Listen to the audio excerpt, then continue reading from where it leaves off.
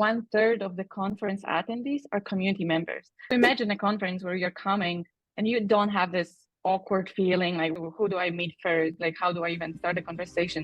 They see each other in the line, waiting for their badges and already saying hi and giving hugs. There's a big parallel between how remote companies are building culture and how communities are built. Like I try to pay attention to some touch points to, like, I believe that once they've done these 4 things, they're more likely to stay with us longer. Did I have a one-on-one call with them? Did I invite them to be featured on our LinkedIn? Did I ask a question? Did I participate in a workshop? If you ask me, what's the best way to build a community? It's like, just ask your people everything. They have all the answers. It's as simple as that. You want the people who are really interested in that topic to come to that workshop. So it doesn't matter if 10 people are here or 50, because I don't know what Nini planning for the next one. So that's also a surprise. So that also makes it interesting. Masterminds are probably the best way to build connections within the community. We would usually agree that you can skip maximum 4 sessions in a year. So out of 12 sessions, you can skip 4. Those meetings are not recorded. I use Butter pretty much for everything. I'm just so tired of Zoom. So far, we've only had referrals. We didn't do any marketing to get where we are. Since you're not the expert, like the thought leader of this community, how do you deal with that imposter syndrome that I guess inevitably comes when you're in this role? I've watched your videos and I wish they would existed 3 years ago. Welcome to Beginner Maps, where we interview operators of top community businesses so that you can replicate the best of what these community builders have already figured out. Today, I am thrilled to have Kasia from Running Remote with us. Running Remote is the premium membership for leaders building distributed companies. Its members include the CEOs, people ops executives, and heads of remote of top distributed companies like MailerLite, GitLab, Zillow, Doist, and Dropbox. So Kasia is the person responsible for making this community a vibrant place. So if you want to build a membership for world-class people, Kasia is the person to learn from. So I'm thrilled to have you here, Kasia. Welcome to the show. I'm very excited. Thank you so much for this opportunity. Of course. So, Kasia, let's start by talking about the Running Remote community. How many people are there in the community right now as we speak? Yes, so we are 250 people, more or less, intentionally small, and we are part of the bigger project. So the Running Remote is actually a conference that started 8 years ago on all things remote and distributed, and the community was like brought up a bit later in the process. That is incredible. Let's dive into this origin story. So if I remember correctly from our conversation previously, you have been a part of the initiative that started the online community, right? So conference was happening and then you joined the team and you took the reins for the online community. Am I getting that correct? Yes, so I think maybe a little bit earlier before I joined, there was some effort being put into creating a community, but there was no structure. There was no like much thinking behind it. So when I joined, that has changed. I mean, the whole idea, the reason why the community was created was to support the conference, was to make sure, was a way to engage the conference participants and keep learning throughout the whole year. Because the conference is an event that happens once a year in a different country, often in a different continent. So how do you make sure that you connect these people throughout the year so that they are more likely to come to the conference next year? So that's why the conference, the community was created. So we didn't plan to create a community product. It just happened as a side effect of throughout the process of building the community.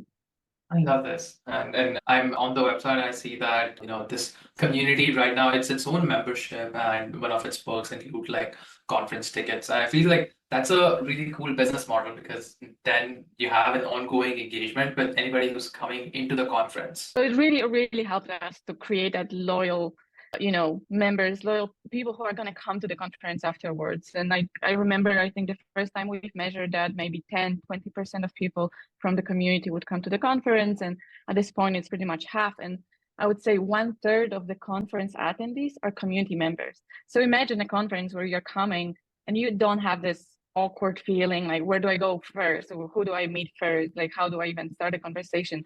They see each other in the line, waiting for their badges and already saying hi and giving hugs, and like I remember last year I was actually at the registration I really wanted to like see everyone. And the amount of hugs I get on that day was like hundreds.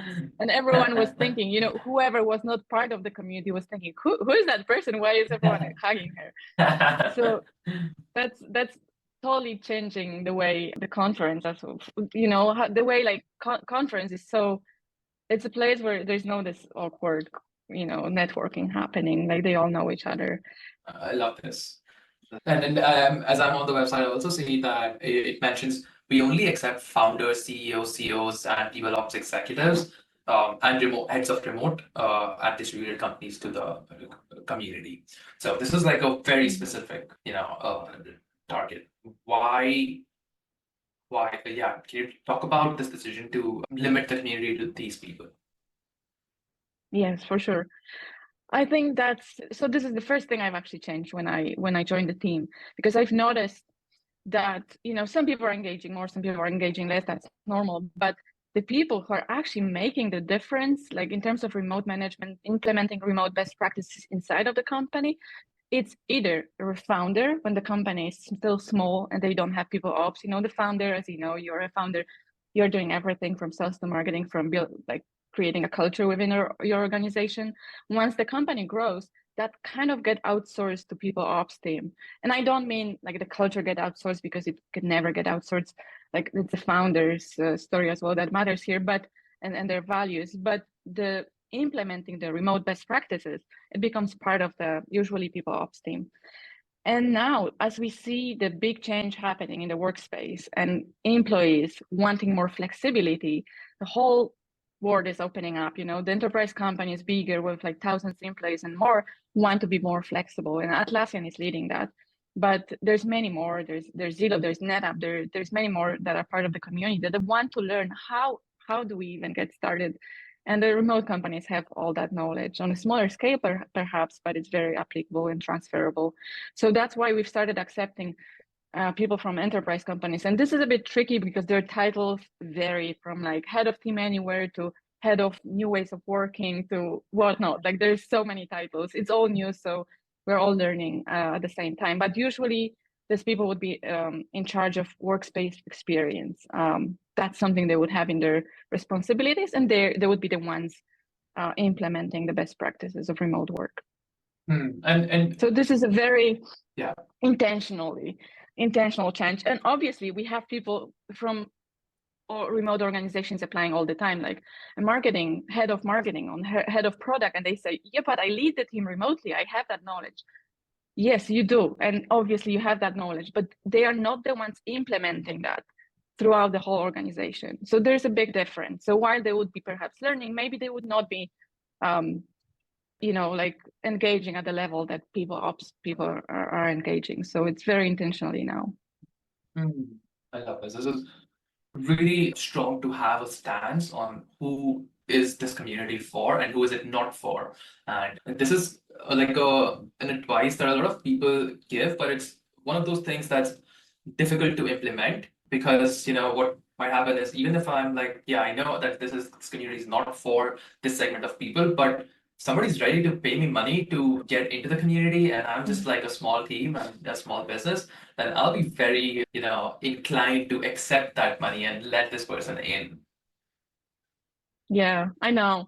I totally get that. And I think at the beginning, especially, you're like, well, that's revenue. Like, why would Yeah. I refuse this revenue, right? So it's very hard. But short term is going to improve your revenue, but long term, I think it would hurt your revenue, because you need to protect your own people, and you want to have the right people inside of the community. So you need to think of a long term goal. And you know, I love this quote that one of the community builders, Laís de Oliveira, shared at one of the events I've attended. She's the author of Hacking Communities, and she said, community building is not for marshmallow eaters. And she referred here to the famous Stanford experiment, in which they gave children a choice. You either get a small reward, one marshmallow now, or you wait and you get two. If you wait, we give you one, and then we wait and you get another one. And so that experiment showed the delayed gratification concept. And in the context of community building, it's so important, because you need to have the patience in investing the community, in building it, before you see any reward. As you know, it doesn't take one night. It often doesn't take a month or even half a year. It takes a lot of time to build a community. So community builders are not marshmallow eaters, I believe. I love this quote, and the entire framing. So let's dive into this, because you have essentially turned around the entire vibe of this community from when you started here to the present moment. And I feel a lot of the people listening to it want to be in a place that you are right now, where you have a membership, a paid community membership, which has world-class people, like absolutely the top 1% of the target segment in the community. And what's even more impressive is that they are active in the community. They are, you wrote in one of your LinkedIn posts that when a member asks a question, they should expect blog post like replies, internal documents, policies, and insights from companies like Doist, Zillow, Hostaway are shared in your Slack daily, which is amazing. Like, this is probably like a mythical community, because I've honestly not been a part of any community that has this level of open sharing culture. So yeah, let's do a little mini masterclass where I'll be asking you questions about how you've shaped this culture. Starting with just tell me, how long did it take to turn this culture around, you see? It's a great question. It didn't take a short amount of time. I would say that since I've started, I've been with running remote for 3 years, and I would say after 2 years, after a year, I've started noticing that we have a community. Now I can tell it's all happening. So it takes a lot of time. I think if I were to describe the culture at running remote, I would use 3 words. It would be trust, it would be generosity, and building in public. And then the same words, often the remote companies would be describing the same way their remote culture. So there's a big parallel between how remote companies are building culture and how communities are built. And so I think the fact that this community is for remote founders, executives, it's just so amazing, because they have that culture already. Like obviously I was new to the space. No one knew me. I'm not the founder. I'm not people ops. There was a lot of there was a lot of processes, like way that we had to build that psychological safety inside of the community. They would finally trust me and be able to share all that stuff publicly. But I feel that was already part of their DNA. And so this was easier for us. I think it's probably harder when you're not building for remote companies, a community. So I think a lot of this comes from modeling the behavior. So at the very beginning, I was very hands-on. I'm still very hands-on. I would go and share, and I would join on brainstorming calls. Like, they would ask me on different things, how much I could help, I was helping. I would always link to some external resources, or I would always connect one new member to another 2 members based on their like very complex algorithm that I had, and I've been doing that manually. So the company size, the role they have, and the challenges and the expertise. So like I would look at 4 different criteria to match them. So I modeled the behavior, and people started following. I think that's very important. And yeah, but the fact that they're remote companies pretty much helped. A lot. This is interesting. And yeah, the kind of matching that you're doing manually, taking care of all of these variables, I find that interesting, because just a side note, don't want this to be a plug or anything, but this is kind of what we help with, automating and create connections, and we're helping you do that as well. But it's always refreshing to hear how impactful such handmade connections can be to the well-being, long-term well-being of a community. Yes, this is extremely powerful. And one thing for sure, it doesn't scale. A lot of the things that we do inside the community doesn't scale. And the onboarding calls that I have, like, I welcome everyone on a one-on-one call, and I ask them about their challenges. Like, on that call, we dive into their challenges, and I hear, okay, documentation. I open our documentation. We have everything documented from the community, from Slack. So we are using Slack, Notion, and other tools, but all the conversations that are happening in Slack, they are archived. I archive them into Notion, and we have like a knowledge base of thousands of topics that we've covered. And with Notion AI, you can basically ask a question inside of Notion, like, what's the best practice for documentation? So back on that call, when I'm on that call and I ask a question, I can often, in that 30-minute call, help them think through their challenges. I'm not going to solve it, obviously, for them, but I'm going to give them some insight. I'm going to give them some inspiration. I'm going to tell them where they can find this answer to their question.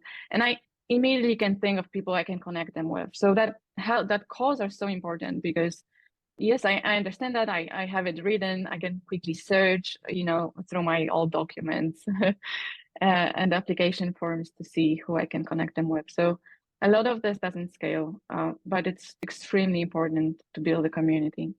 I love this.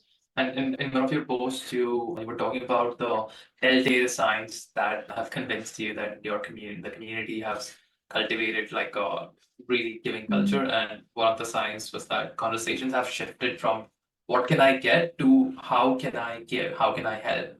Talk about that. Yeah. So I've noticed that in those calls, like I ask about the challenge and I give them the solutions, and they're like so surprised, like, okay, that was easy, you have the answer. And then they started asking, so how can I help? Like, what's your story? Like at the beginning, it wasn't like that. It was more often, like, hey, I'm coming here with my questions and I need answers to that. But now it's slowly shifted. So a few signs that I've noticed that, we have a community, and was that we no longer have events that are just led by me. I used to do like get-togethers and I would let them. Now I have co-facilitators. We have workshops in which members usually, but not only, are sharing their knowledge on different topics that would, be relevant to remote companies. We are co-creating a lot of things. So let's say we are running a workshop, and they're called Actionable now because we want them to be very insightful, very practical. So I would gate the content. I look at the content that the speaker wants to present, and I would just cut through the cheese. Like, we are not explaining the why. Like, if we're talking about documentation or building retreats, like successful retreats, we are not talking to our members why they need to do that. They already know they need to do that. They want to know how to do it better. So a lot of these things, and during a lot of those things, we are co-creating, meaning, for instance, we talked about planning retreats. Okay, so we know that the biggest challenge when planning a retreat, one of them, is finding a great venue that would have the workspace, that would have enough rooms, that would be, perhaps remote, that we don't have other distractions, and so on. There's many criteria. But this is a challenge. How do you find this venue if you're doing it yourself and within your team, and not hiring an external company to help you with that, So during the workshop, like, we spent literally 5 minutes, everyone I created a short form, and people shared their venues. And now it's a habit inside of the community. Okay, I've hosted a retreat. I go in, I use the same form, and I put my venue in there, and we're gathering these venues for others that need them in the future. So this is happening. Of course, another ways that I've noticed that, this is no longer like just me constantly need to be there, and I cannot take vacation because, who else is going to reply to their questions? Like, I don't need to jump on conversations. Like, I used to just, tag people first, or like email someone, say, hey, maybe you would be interested in this conversation. I don't need to do that anymore. This is like runs already organically. Yeah. So you don't have to do these things. So you were doing, like, initially you had to basically like tag people in relevant conversations and be like, hey, can you reply here? Or maybe even start conversations in the community. But you're saying that now there's no need for that. Yeah, I rarely start conversations. I still would tag someone if I think that would be relevant to them, but that's not happening as often as it used to be. Obviously, when I tag, I don't tag like blindly, okay, let's get as many replies here. So like, if we have a conversation about compensation strategy, building a compensation strategy, I would go to my matrix, I call it. Like, it's a document where I have all the application data. And as I said, we ask them about their challenges as well as their expertise. So I would just search for compensation, and I would see who from the people that applied has mentioned compensation being their challenge. And those are the people that I would tag, or I would email them saying this might be relevant. You even email them? Usually no. Usually I would do that in Slack, but There's different people, like you can see that some people are not so engaged, and then I'll try to do that on email. I would send them messages on LinkedIn. Like I've tried many different things, and really sometimes you need to text the same person like in 3 different channels until, for them to notice. But it's all worth it, because the moment they start engaging slowly, they will be more engaged long term. So it pays off. Okay, I have never seen anybody tag people or even like email people because their challenge might have been answered in the community, and you're jumping to so many loops. Like, this is a really clear example of how long term you are thinking. Like, this is clearly not going to impact your numbers in the short run, like maybe next month even. Like, it will not do anything there. But yeah, this is like anybody listening can agree that this is a good long term thing. And yeah, you doing that is pretty cool. Mm-hmm. Yeah, I'm definitely thinking of a long term, because time flies. People pay for the membership yearly. So I've tested like I think 5 to 6 different pricing strategies until we get to the point where we are now. And we actually started with monthly membership, and I didn't like that at all. Like I couldn't. Sometimes for people it takes a month to even introduce themselves. For others it's like one day I'm in and I'm already here. For others it can take months until they ask a question. So it didn't make sense to charge monthly, because they didn't get the value in the first month. Often they didn't even get the value. Like that. Basically, the more people put in, the more value they get out, and that's what a lot of people don't understand. I explained that in the call, and I asked them to book like intentionally 15, 20, whatever they can in their calendar weekly, like add this time to their weekly calendar to check in the community, because only then they will like start slowly participating. Because usually people put the community like, okay, they subscribe, but they're like, oh, I still have time, I have 1 year to participate. And that's slow, like it's like less important as time goes. And yeah, like, and then one year passes by very quickly, and they're like, I didn't see the value, I'm unsubscribing. Really awesome. Okay, so yeah, I have a lot of questions. Some follow-up and then some related questions. So this knowledge matrix of all the applications, what like software do you use for this? Actionable? Yeah, it's very simple. It's a type form, and it's connected with a spreadsheet. So like I have a spreadsheet where I would see like who applied, who got accepted. There's different like stages inside the spreadsheet, and then who is in. And in the spreadsheet who is in, I have like few also touch points where I try to engage them. So that would be, did I have a one-on-one call with them?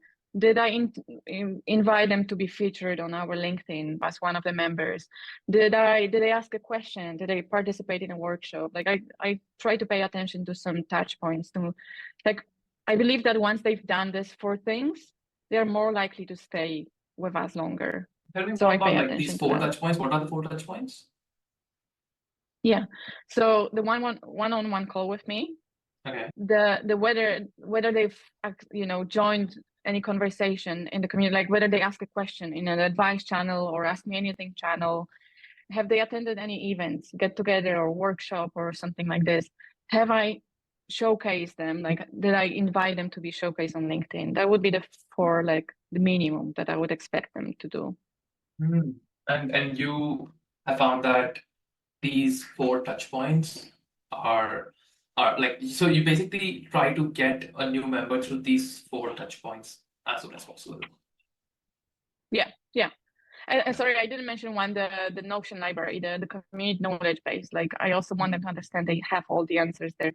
So have they checked it? Yeah, it's not ideal, and it's very hard, and it's a lot of manual work. But like, I would first jump on a call and then see later on, like, have they done this or that, and like, and try to like check what they've done, what they haven't. And if they haven't, I might then use email or LinkedIn, try to re-engage them. I love this. Okay. You're doing a lot of work in the community. And this is, okay, I just thought of this because I interviewed another person who was building like a community for the people ops, John Faulkner Wilcox of the Open Heart. Yeah. So yeah, I interviewed him like last month, and he also has an insanely like meticulous process for making sure that community members are getting value. And you just reminded me of him. So I don't know what's happening. Like, is it something with the people ops community builders that they're being so careful and meticulous about their community? But I'm impressed. Yeah, but I think you are onto something by mentioning people ops. I think, and they both have the people ops experience. So I think that the community building skills are so transferable into people ops, people experience, especially inside of remote companies. So I think we are like obsessed with that stuff, and we really pay attention to the experience people have. Yeah, I love this. This is yeah. Okay, I've got a lot of questions. So let me move on to the next one. This knowledge base that you've built in the community. So a lot of people just call their help section a knowledge base, or like it's sort of available, but then I sense that I get the sense that you have a different approach to knowledge base where it's more like communities coming together to create a resource that nobody alone could do. So, for example, finding venues in the for hosting events or retreats.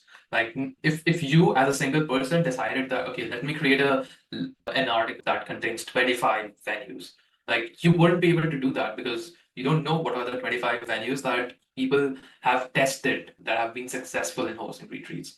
So what other, I don't know, like blocks of knowledge would you say? Can you give any other examples of things that are there in the knowledge base? Yeah, that's a great question. So like at the very beginning, honestly, like I think 2 years ago, I've realized, so Slack, right? We are on Slack. I know you've had that conversations with many community builders. We are on Slack. We don't necessarily like Slack. Like this is the reality, right? And we could use other tools, but we are not using for many reasons. But Slack is great for certain things. It sucks at others, and documentation is one of them. And like you're not going to find anything on Slack. There's too many channels and whatnot.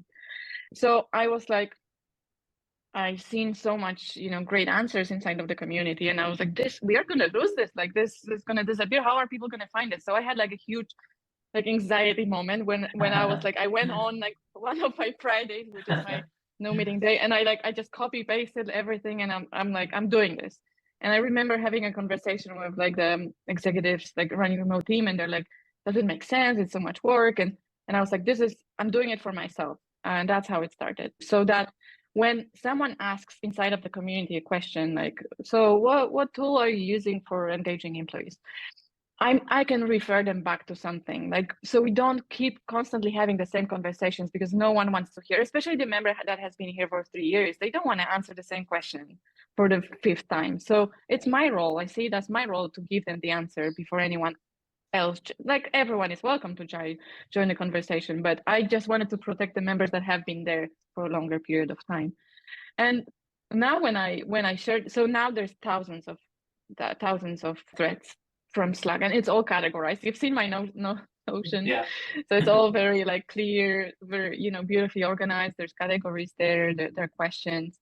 And so what I would do, like, obviously I don't archive everything. Like if someone is just saying thank you to someone else or like tagging people, like that's not something you would want to archive. But I archive everything that's happening in the advice channel where people ask for questions. I archive the Ask Me Anything channel where we have more senior leaders sharing their knowledge every 2 weeks. I archive the remote wins. Remote wins, like, it's probably not the best way to describe what's happening there, but people sharing what has worked, what best practices has worked inside of their company. So like, just to give you an example, like 2 days ago, in this week, someone shared a cool initiative inside of their company where they pay $20 per month to every employee that takes someone else for coffee because they want people to have, we are fighting loneliness. There's loneliness epidemic, so they want people to meet outside of their home office. So that's where they, so that's not necessarily something that's going to work somewhere else, but that can inspire them. So I archive this stuff, like potential ways where people can find engaging initiatives, best practices. There's a lot of tools being shared as well inside of the community, obviously, because there's a lot of tools. So we would archive them as well, because people, when they share a tool, they would say, what's the con, what's the pros, what kind of problem this tool is solving for me. So then you would go to tools inside of Notion and you would see like all the tools and then them being categorized. And now we are in an AI era, right? So basically using Notion AI, you can go into that whole page of like advice and ask a question. So what's the best way to have a town hall as a remote company? Or how often would you have a remote town hall? How much are you spending for a team retreat yearly per person? We have those answers. So you could just ask a question inside of Notion now. Right. This is amazing. I love this use case of Notion AI. So you basically, whenever somebody asks a question in Slack, you go into this Notion, the database, and then you ask the Notion AI question and basically paste the response in Slack. Yeah. Love this. Okay. Yeah. This is I think that's really going to be creative. happening. Yeah. It's going to be like the norm, I think. And probably the way I build it, like it's so beautiful and categorized, it's probably not going to be as necessary as the AI, which can answer all your questions. I just liked it to look nice. And also AI didn't exist 3 years ago. I mean, Yeah. not in that form. It did exist, but not. Exactly. Yeah. Amazing. Okay. Now, tell me about the events that you're running here. So you run a lot of different types of workshops, events. So start with telling me about the workshops, especially the member-led workshops. So I was seeing one of your posts and you mentioned that Chase from Toast, people often ask about documentation system, and then Chase from Toast had an expertise about that. So you asked him and he basically ran a wonderful workshop. How does this member-led workshop thing work? Like, what's the step-by-step process here? Yeah.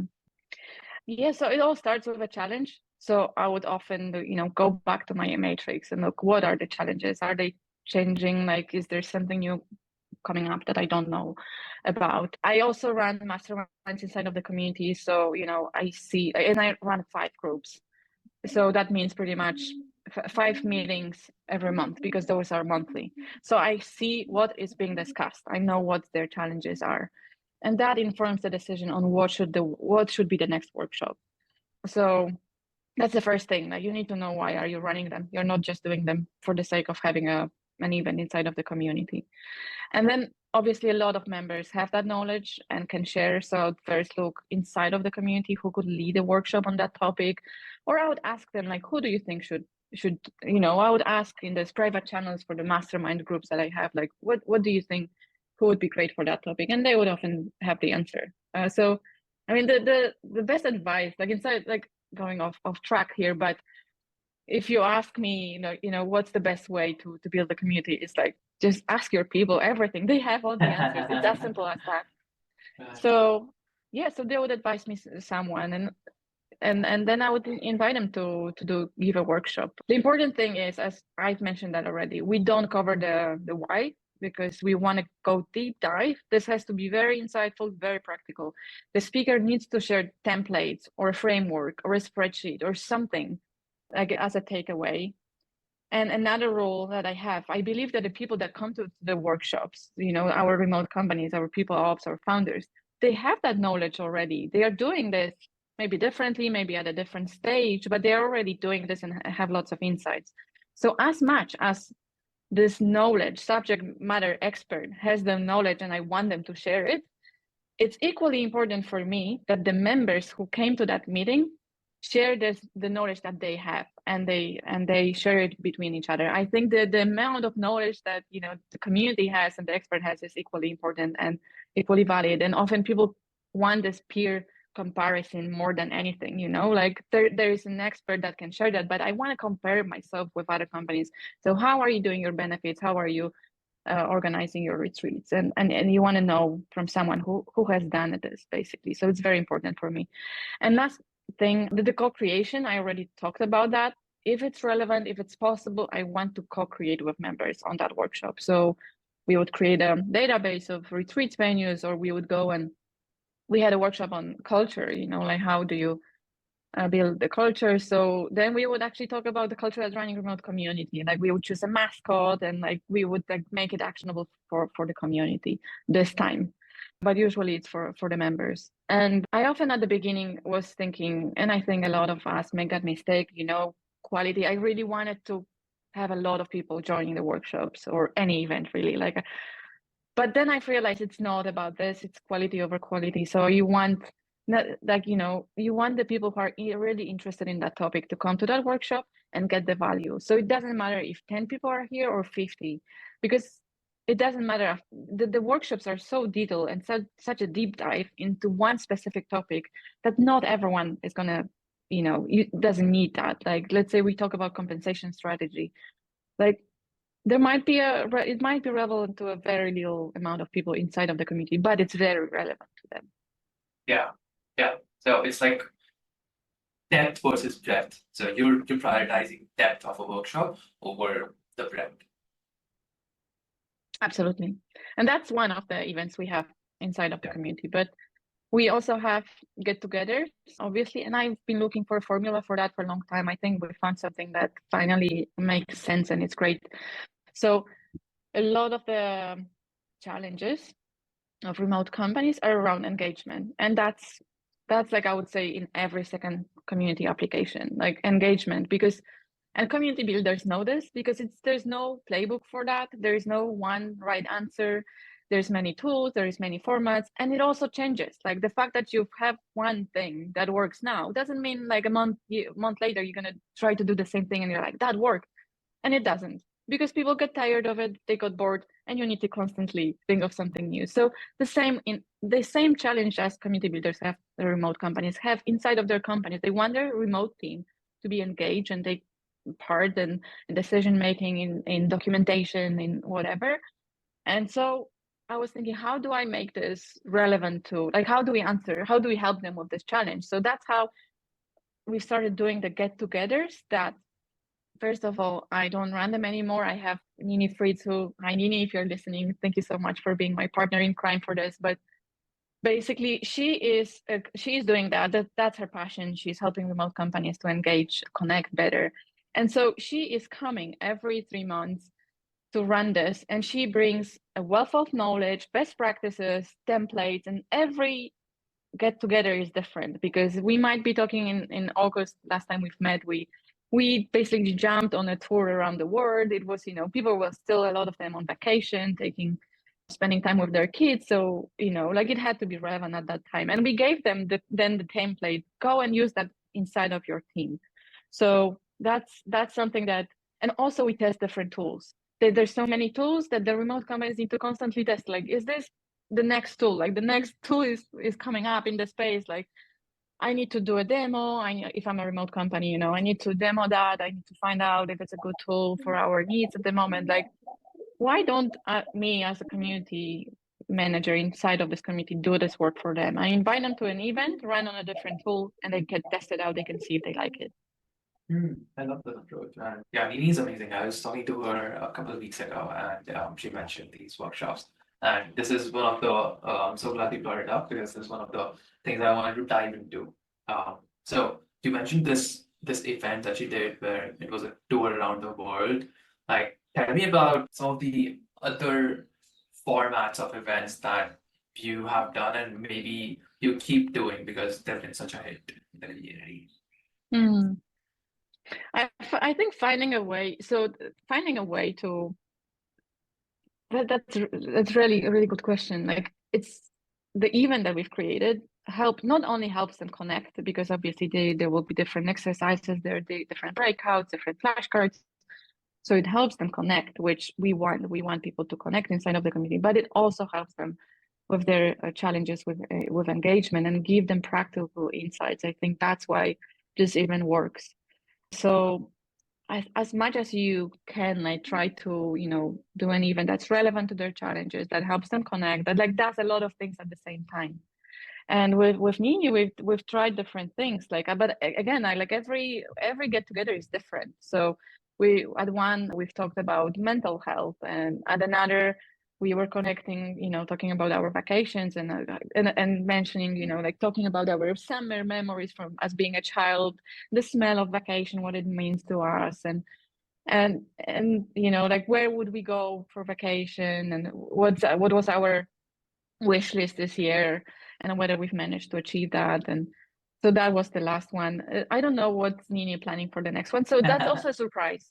So we Yeah. are not telling people what's going to happen in the next one. So Oh, that's also makes it interesting. We will share something. Again, you will receive a template, you will connect with people, that's for sure. And you will get another tool to help you with engagement, but we are not sharing what's going to happen. wow. This is like, I like the secrecy and the suspense that, there's a lot of suspense, drama, and everything built up. So how many of these do you run in a year? Yeah, so the workshops I try to do once a month. Usually I would skip like December and summer months because everyone is busy and everyone deserves a break, including the speakers and the members. So we take it slowly. So usually those would be once a month. The get-togethers, we do them every 3 months. I think they are so popular that we might do them more often. Then we have masterminds. So those are happening every month. And there's 5 different groups. I'm thinking of opening another one soon. And what else we have? There's obviously like other ways people can connect, like the matchmaking that's happening manually. It's going to happen with curated connection soon. There is the donut that is happening as well, and there are async AMAs, like Ask Me Anything, that are happening every second week. Got it. Okay. So I want to ask about the masterminds and the AMAs. Let's talk about the masterminds first, because this is one thing that I hear a lot of community creators talk about, but very few of them are able to successfully do masterminds. So you mentioned that you are running 5 mastermind groups. Yeah, tell me, what does it take to run these masterminds? Yeah, I must say that my masterminds are probably the best way to build connections within the community and foster that connections and keep them engaged for what we wanted. So keep them engaged for the year so that they can come to the conference next year. And I think there are a few things that are very important to nail when organizing masterminds. So first thing is to make sure that people who are joining the masterminds, the group, is well aligned. So you don't want the founder of a 10 people company matched with a founder of a 100 people company, because they have totally different challenges. And also you wouldn't want the founder and people ops, even if the company size is the same, to be matched in that mastermind, because again, the founder has a broader spectrum of challenges than people ops, and people ops tend to go deeper inside of these things, and founders would perhaps talk about their productivity, for instance, or how do they even prioritize everything that it's on their plate. So you want to make sure, and I spend a lot of time on recruiting for the masterminds. I call it recruiting because yes, I have a formula when I say, hey, we are opening a new group, but essentially what I'm doing is I'm recruiting for it. So I would often think, okay, that person would be a great fit. I'm going to message them and say, hey, do you want to join this mastermind? So I want to have a group well aligned, more or less 10, 12 people. And I've tested different sizes, but I think 10, 12 is what works well for us. Another thing that I've realized is very important is the commitment. So you want to get their commitment. You want to tell them this is something, it's going to happen every month, and you would either participate and you get a value, or you don't participate, but you need to commit to that. So we would do with different groups, we would have a different participation rules, but we would usually agree that you can skip maximum 4 sessions in a year. So out of 12 sessions, you can skip 4. You should give a notice to the facilitator, which is me, or to the whole group, either via Slack or email. You would let me know that you cannot come. If you would not show up a few times in a row, and you wouldn't even let me know, that would automatically we would remove you from the group, because we want to respect others, and of course there's different formats, but like in a format that I started, that was the hot seat format, meaning every month we would have someone else on a hot seat. They would share their challenge. People would ask them some questions to make sure that they understand the challenge, and then they would give them insights. They would share their experiences. I'm not using a word advice, because we don't want to give advice on those. You don't have enough information. Even if they've shared they share asynchronously a Google Doc where they explain more about the challenge. Okay, so what is the challenge? What's the core issue? What is it that you've tried to fix that issue, and why do you think it didn't work? What kind of expertise you need from the group? So they would share that asynchronously in a Google Doc. I would distribute that with everyone before the meeting so everyone can gather their thoughts. But we are not looking for advice here. We are looking for your shared experiences. So that's important to also the difference, right? Because we don't have enough information to give people advice and be responsible for their decision afterwards. So the commitment, I think the creating the safe space is like probably the first place, the first thing. Like you want these people to feel safe. You need to create a place where they know that none of this information is not going to leak anywhere. So that those meetings are not recorded. I take notes for the group and they are only shared inside of that group. We have a private channel for this group where they can, in between sessions, they can continue helping each other. I also ask them to sign like terms and conditions document, which is basically about confidentiality. Very hard, difficult word, but basically they need to understand that everything that's shared inside of this group stays inside this group, unless they are okay to share it with others, but usually it stays there. And yeah, I experimented with different formats. The hot seat format is great to start with, to help people with their challenges. Over time, I've realized if the group has run for more than everyone has been on the hot seat, they usually look for a different format at this point, and then we would do deep dives. I call it deep dives. But basically, we would vote on a topic, what is the topic that is the biggest challenge for everyone? They would vote on it on Slack or on Slack usually. And then we would just deep dive onto that. So we would talk about, for instance, I don't know, using AI in people ops. So we would start the conversation. Okay, that's the topic for today's session.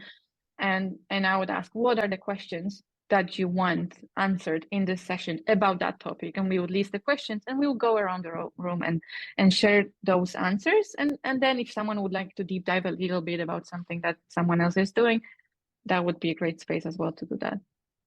So do you collect these questions before the call? Yeah. Okay. So whether that's a hot seat format or a deep dive, I want to make sure that we know what's the topic, what's the challenge for that session, because I want them to come prepared. I want them to have their thoughts organized. It really helps with facilitation when everyone knows what we are going to talk about. So we usually have that schedule, the next 3 sessions, we know that what we will be discussing. And before the mastermind, a week before, I would say, okay, the next mastermind is happening in a week. Here's the topic. Here are the questions that you might start thinking about, and as you prepare to join.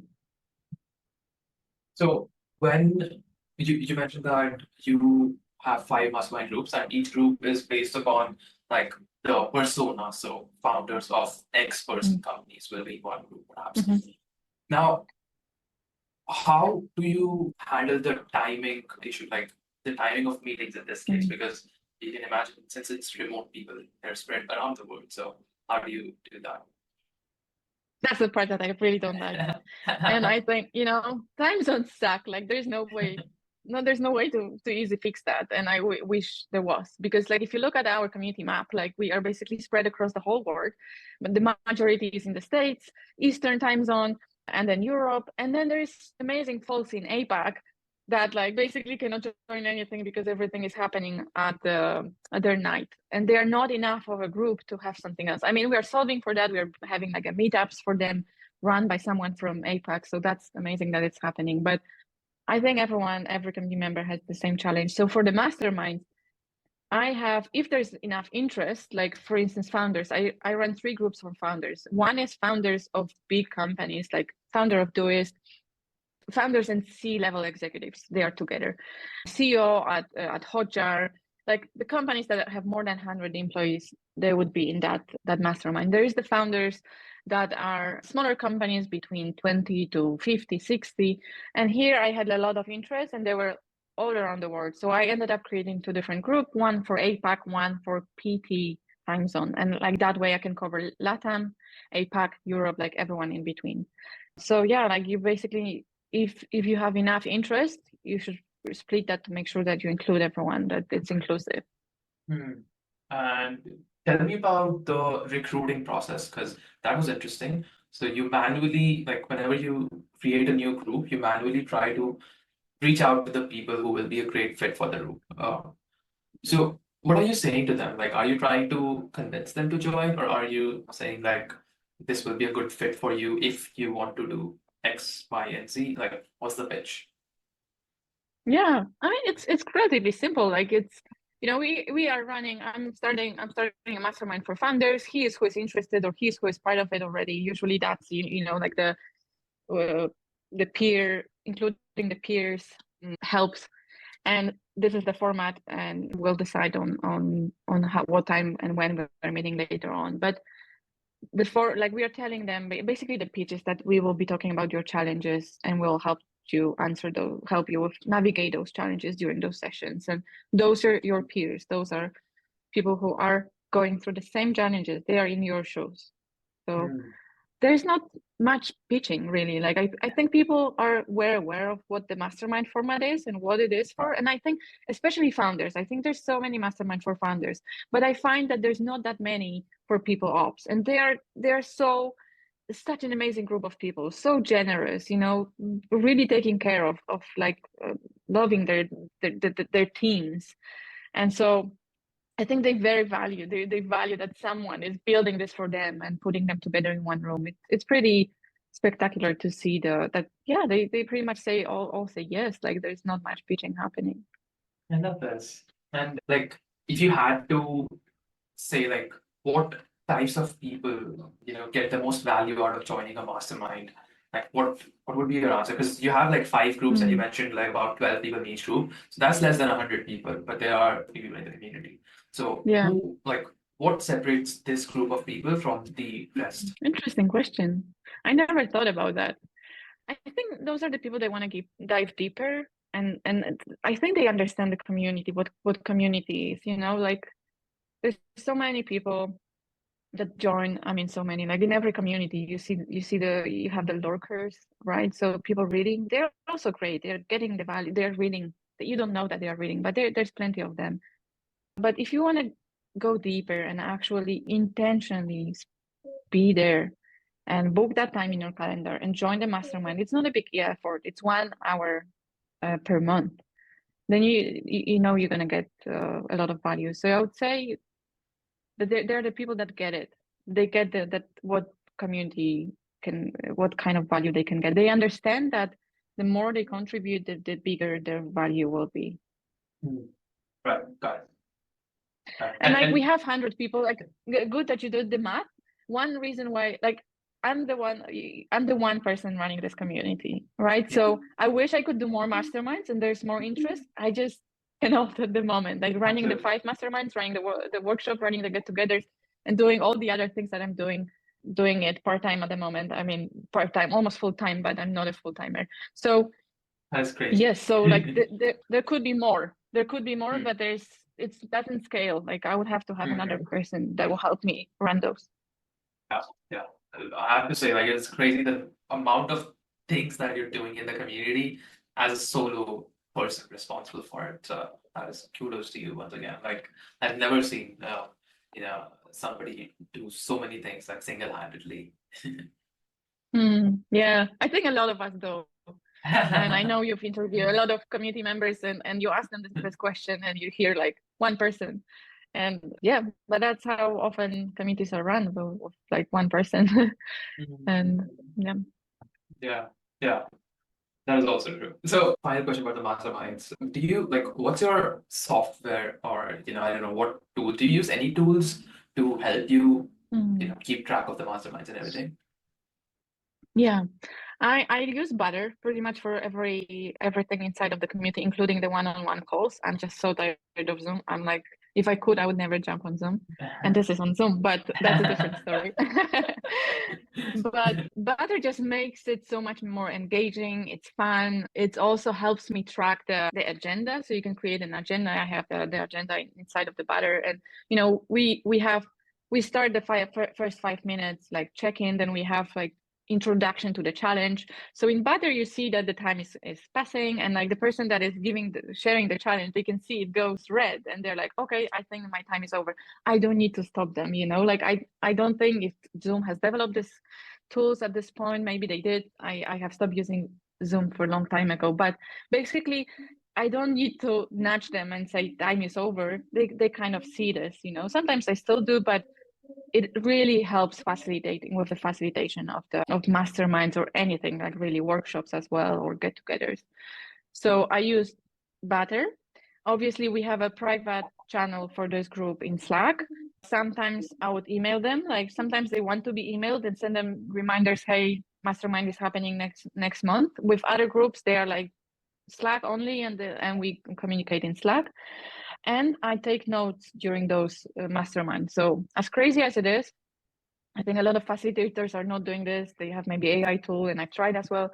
But I got better at this with time, and I take notes with all the insights, and this feeds inside of Notion, one page, all the session notes are there. And often, because those are remote companies and they love documentation, if they couldn't attend the meeting, they would go into Notion and asynchronously contribute to the discussion afterwards. Or they would even, and I see that happen, they would even go and check what I wrote and they would add some more, or they would edit what I wrote because maybe I didn't get that correctly. So like the notes serve us all because we want to have this in one place so they can go back in time and see what we've talked about. Okay, there's a pretty simple and clear toolkit that you have with you. Yeah. Nice. I wish there was be one tool for it all, but basically I think a lot of communities run on Slack. They use Notion for documentation and different tools for events, but yeah, nothing new here. I love this. Okay, so I've got just one final question for you, Kasia. We've talked a lot about the amazing things that you're doing to keep the community engaged and give value to the members. Now, one of the other parts about building a membership is actually growing the membership and growing revenue with it. So yeah, what have you found is the biggest challenge with growing the membership? Such a good one. I think getting the pricing right is something that takes a lot of time, and you will probably have to test it. So as I mentioned already, I think it took us 5 to 6 iterations, trying, monthly, trying 6 months, trying like we stick to yearly now, trying to see, to connect the conference with the membership. So the way we are doing it now is that when you get the $599 per month membership, you get the ticket included to the conference. So that's a win-win. I mean, selling a community is so hard. People would often say, there's so many Slacks, like, why would I pay for this? So I think things are changing and it's becoming easier, and people realize that in order to build a community of value, like you actually need to have someone, managing it. And so they need a salary. So you need to pay eventually. So I think this is changing, but it's still hard to get people to pay for community. So for us, having that ticket included is like a easy sell, because you have a ticket, basically you get a community for free, and vice versa. If you join the conference, we give you a community for free for 1 year. So then after 1 year, you get a reminder, your community is expiring, and please sign up. So this works both ways. And then we've realized, okay, some people come here just for learning and they don't want to come to the conference. So we've introduced a different tier where they don't get the ticket, and it's a little bit cheaper, but not much. And they join here just for the community. And often they are like, okay, I connected with these people, I want to actually meet them in person. Can you upgrade me and get me that ticket? So it works like this as well. So I think pricing is one thing, getting it right. Marketing is a big difficult thing, I think, at least for me. I'm a marketing, or I have a marketing background, but I think the marketing community is such a tricky thing, because you want people to, you want the right people here. You don't want everyone. You are very selective. You exactly know who you want, and it's not that you cannot target that on ads and stuff, but it's the mindset that you cannot target. It's the intention that they're coming here for. There's a lot of nuances to why you want these people or that person, not the other person, right? So far we've only had referrals. We didn't do any marketing to get where we are. Obviously there's marketing behind the conference, that's another story, you need that, but for the community it was organic, and I'm slowly changing that. But again, like being very mindful of how I do it and providing value. So you might have noticed, like on LinkedIn, I've launched the community, running remote community gems newsletter, and I'm like super proud of it, because I don't think anyone else is doing something like that. What happens is that I've noticed, like, there's so many great community gems there that people share on building remote companies inside of the community. And I was like, this is amazing for the people who are here, amazing, but it's also amazing for a lot of people that are not inside of the community. They should learn, because eventually, like, our mission is basically to make flexible work widely available to anyone and change their lives, right? So how do we do that? Like, we need to make sure that we share that everywhere. But is this okay to share this on LinkedIn if people actually paid to get that information? Like, I felt for a long time like it's probably not a good idea and it's going to hurt our membership. But yet I've just, again, what I often do when I'm stuck, I just ask the people, would you be okay if I share this publicly with everyone else out there to help them learn and grow effectively their remote companies? And to my obviously, that I think I should have suspected this by after 3 years of running this community, they said, oh, we are great, this is a great idea, we are an open book, please go and share.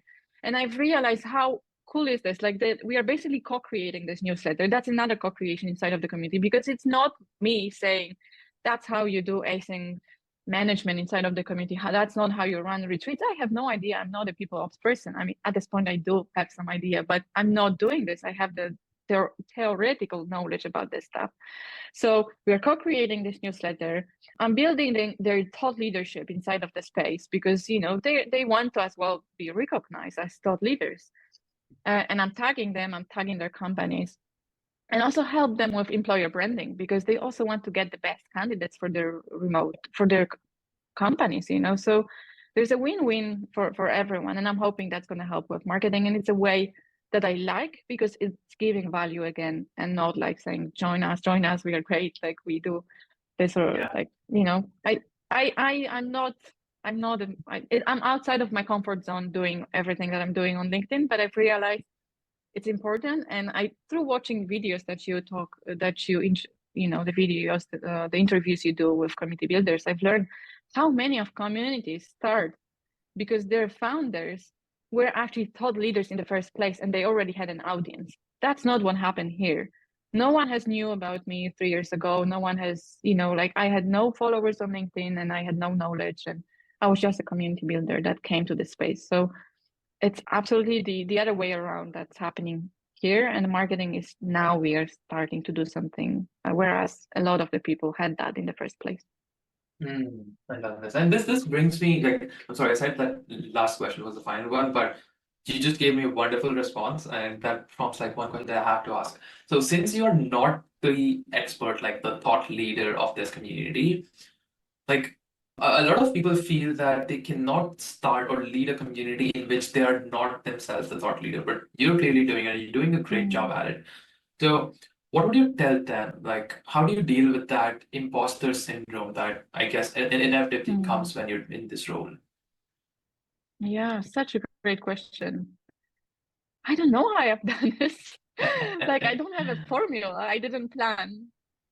But I think just listening to people is one, because they have the answers you need. Making sure you understand their challenges and tracking that, asking them in the application process, asking them in their onboarding calls, like writing this down, and that's going to inform your decisions. And listen and ask questions. And I think the super powerful thing that we haven't talked is recognition. I realized that, I think too late. I mean, not too late, but I've realized that quite late, that recognition is so important. So that I do like newsletters for community members. And again, what I would do is, like, I would say who is part of the community. I would summarize the community discussions, but I would always quote them. I would always put their names in there, because they want to be recognized for what they've contributed to the community. So recognition has immense value. Like, make sure you recognize them, make sure you write about them in LinkedIn posts, make sure there's LinkedIn articles. The newsletter is another way of recognizing their hard work, because they really share a lot inside of the community. I have tears in my eyes, because they're amazing members. And so I think those are like basic human things, but like listening, actively listening, asking questions, writing down what's their pain points, and building this for them, with them in mind. Yeah. So yeah, it's possible definitely that you can build a community without having that knowledge. And it's a proof. Exactly. You're the proof. You're the proof that you can do that. And I'll be pointing everybody I talk to your case study, basically, whenever I come across this.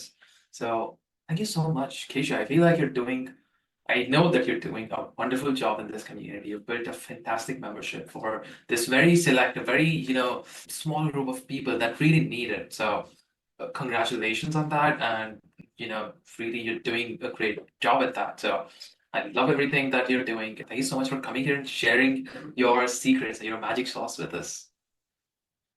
Yeah, thank you so much, Nitish, for inviting me in the first place and giving that space to other community builders to share that. Because I told you before we started recording that I've watched your videos and I wish they would existed 3 years ago, because I don't think there is like a playbook to go by. There's no answers to everything. There's a lot of inspiration there.